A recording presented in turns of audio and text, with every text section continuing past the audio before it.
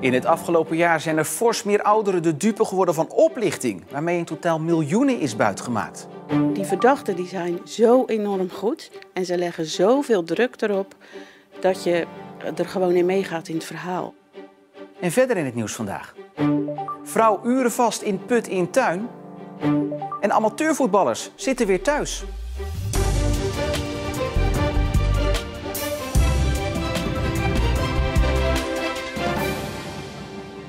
Goedenavond.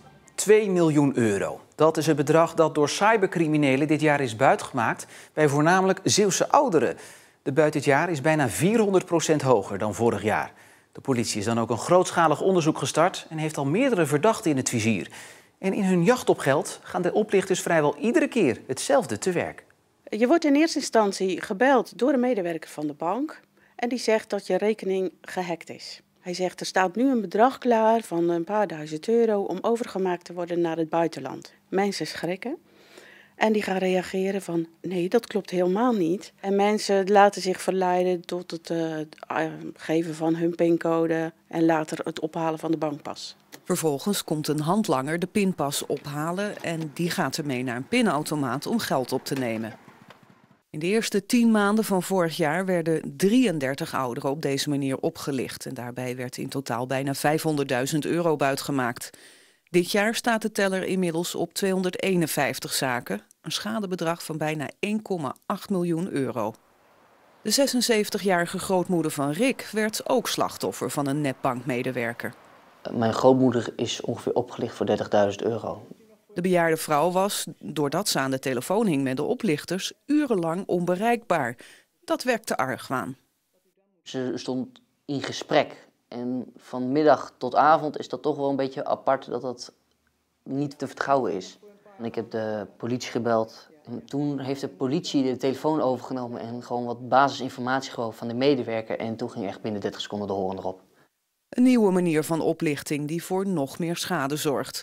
De politie wil om verschillende redenen aandacht vragen voor dit soort praktijken. We willen laten zien dat we echt serieus bezig zijn met deze zaken en dat we er echt iets aan willen doen.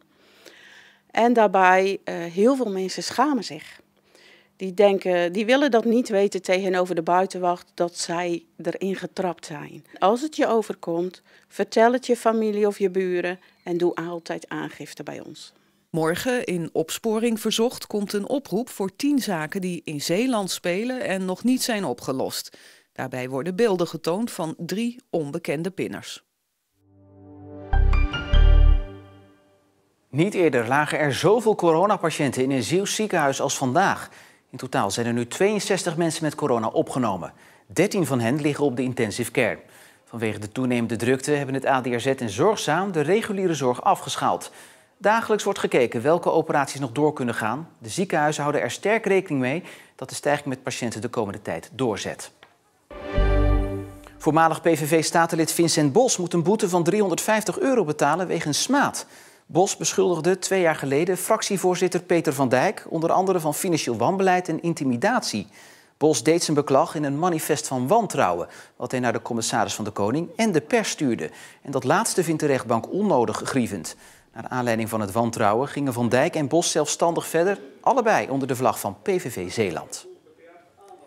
In Middelburg heeft een vrouw gisteravond 2 uur vastgezeten in een put die spontaan in haar achtertuin was ontstaan. Een zogenoemde sinkhole. Hulpdiensten zijn lang bezig geweest om de vrouw uit de put te krijgen. En dat ze het heeft overleefd is te danken aan de hulp van haar man en buurman, zegt de politie. Dat was een gat van 1 meter of 4. Nou, ze zat daar helemaal in vast en ze verdween bijna compleet onder het drijfzand.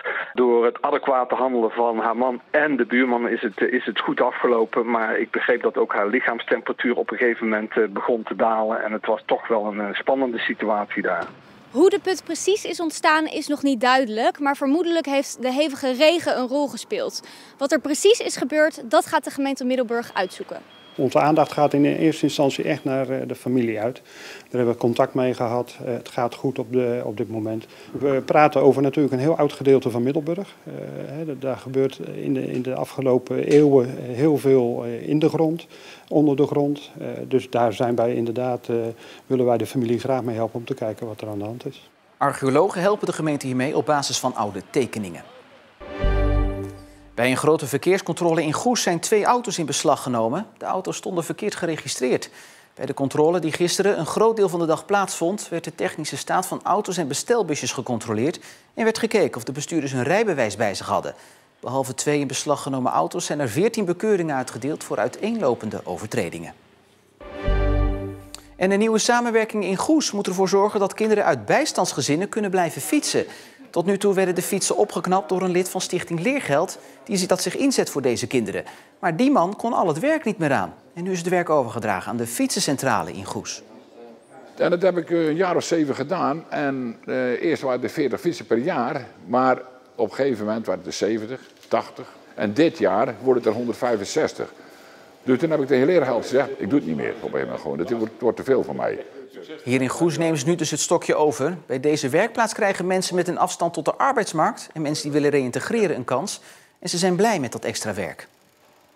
Voor ons betekent dit nu een verdubbeling van de capaciteit. Volume geeft ons de kans om nog een fietsenmaker erbij te nemen.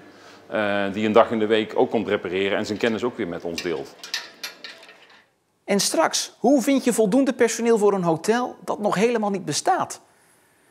Maar nu eerst amateurvoetbal, want de kans is groot dat veel voetballers afgelopen weekend hun laatste wedstrijd van het jaar hebben gespeeld. Door de nieuwe coronamaatregelen kan er 's avonds niet meer worden getraind en dus lijken de competities te worden stilgelegd.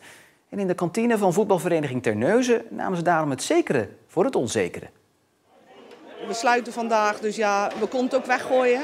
Dus we hebben met de mannen die gevoetbald hebben vanmorgen hebben gezegd van jongens, drink allemaal tapjes, €1 voor een tapje. Dus ik ben net even ook daar aan de tafel geweest. Ik zeg geen kratten meer, geen flesjes meer, de tap moet eerst leeg. De mannen van Terneuzen 2 proosten graag mee.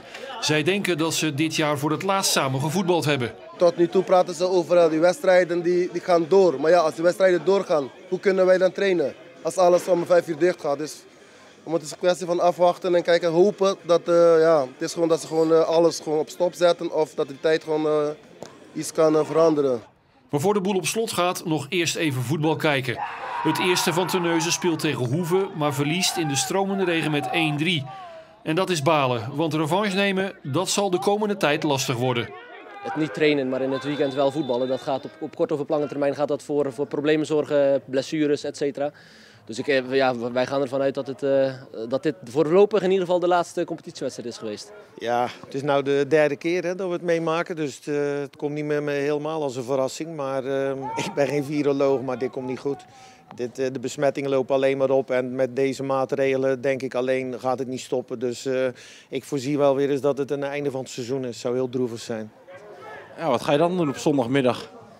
Ja. Nou, ik heb misschien dan het geluk. Ik heb 2 kinderen thuis, dus wij kunnen nog genoeg dingen doen. Maar ja, het voetballen, je leeft tenslotte altijd toch naar een zondag toe. En dat valt nu weg. Is het op deze manier nog leuk om amateurvoetballer en trainer te zijn? Nee, eigenlijk niet. Want ik dacht met al die spuiten die we gehad hebben en gevaccineerden en dit en dat we wel door konden gaan nu. En dat het ook allemaal goed zou komen. En nou gaat het weer niet goed. En ja, enorme teleurstelling. Maar in de kantine van Terneuzen maakten ze het gisteren toch nog even gezellig. Tot 5 uur. Dus we zijn gewoon eerder thuis, zoals normaal gesproken. En tot straks, schat. Ik zie je zo. Ja, toch is er nog een klein beetje hoop voor het amateurvoetbal. Want als het aan de KNVB ligt, wordt er morgen in de Tweede Kamer gesproken over een uitzondering voor het trainen na 5 uur. Hoe haal je nu al zoveel mogelijk personeel binnen voor je hotel dat pas volgend jaar april opent? Dat is natuurlijk sowieso al lastig, maar helemaal als je ook nog eens rekening moet houden met alle aangescherpte coronamaatregelen. Maar Hotel de Timmerfabriek in Vlissingen probeert in samenwerking met het onderwijs meer mensen enthousiast te krijgen voor de horeca. Geen hotelgasten vandaag in het restaurant van Hotel Zeeuws Licht in Koudekerke. In plaats van gasten zitten er vanmiddag hotelmedewerkers die geïnteresseerden informeren over wat zij doen binnen het bedrijf. Het zijn korte kennismakingsgesprekken op een informele wijze, maar we zouden het heel fijn vinden als je wel alvast je cv mee kunt nemen. We hebben zelf ook inschrijflijsten, dus echt geïnteresseerden, daar kunnen we gelijk ook mee aan de slag. Er zijn ongeveer 40 vacatures beschikbaar op verschillende afdelingen en iedereen kan solliciteren. Jong, oud, ervaren of onervaren, het maakt niet uit. Want ook onderwijsinstelling Scalda is aanwezig om uitleg te geven over mogelijke opleidingen binnen de horeca, voor degenen die dat willen. Het leven lang leren staat ook centraal en Kloeg Collection is ook bereid om scholing aan te bieden voor zijn en haar medewerkers. En op die manier de samenwerking met Scalda en onderwijs en leven lang leren komt dan mooi tezamen.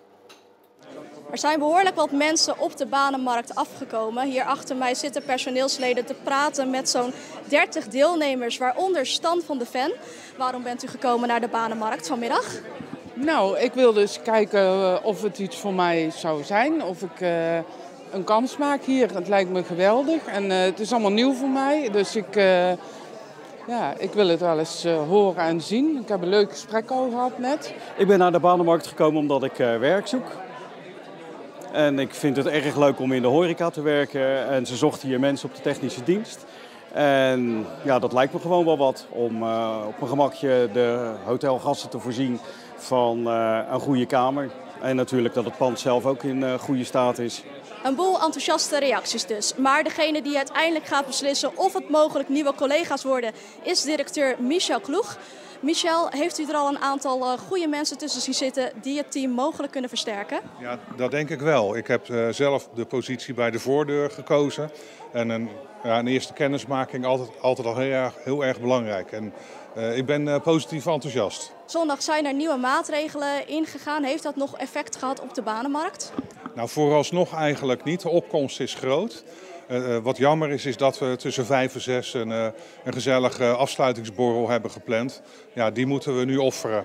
Dus om 5 uur is het gewoon einde banenmarkt. Einde banenmarkt dus voor een aantal deelnemers. Sommigen die hun cv hebben ingeleverd, die worden mogelijk nog wel benaderd. De komende dagen gaat het team om de tafel zitten om een selectie te maken voor de vervolggesprekken. Hier en daar trok er vandaag een buitje over met soms ook hagel. Maar het was wel een stuk droger en zonniger dan gisteren. Maar dat was ook weer niet zo heel erg moeilijk. Vanavond en vannacht gaat het harder waaien tot windkracht 7. Morgen overdag veel buien met kans ook op windstoten. En het wordt dan niet warmer dan 10 graden. Kortom, weer dus om vooral binnen te blijven. En tot zover Zeeland nu voor vandaag. Nog een fijne avond en tot morgen.